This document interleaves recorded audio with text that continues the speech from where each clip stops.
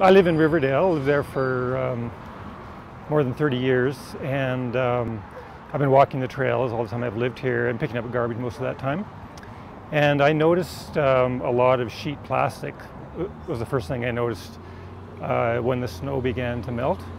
You could see it hanging on the trees and the underbrush and all the way down to the river.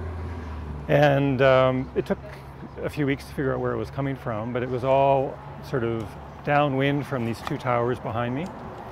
And as the snow melted, before the leaves come out, you can really see the garbage well in the undergrowth, right?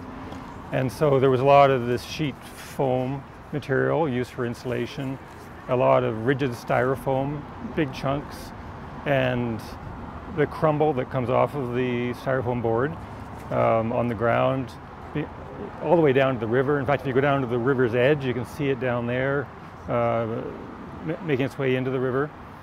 And so with the City of River Valley cleanup, I'm the coordinator for Riverdale. We did a big cleanup all the way through here, and the extent of the garbage became really clear to us. And that's when we decided that we needed to notify the city.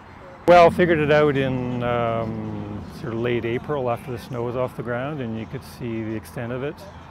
It's like snow patches that don't melt, right? It's all this styrofoam garbage, right? So that's when it became obvious, and the problem hasn't been resolved either. I want to point that out. There's extensive amounts of construction material, garbage still in the valley below these two towers. And as you can see, they did put up nets on the towers, but that was after all this garbage got blown into the valley.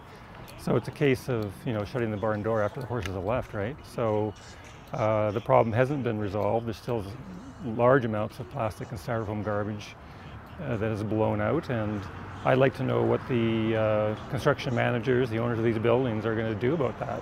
It's their responsibility. I think they should send crews down to clean that up.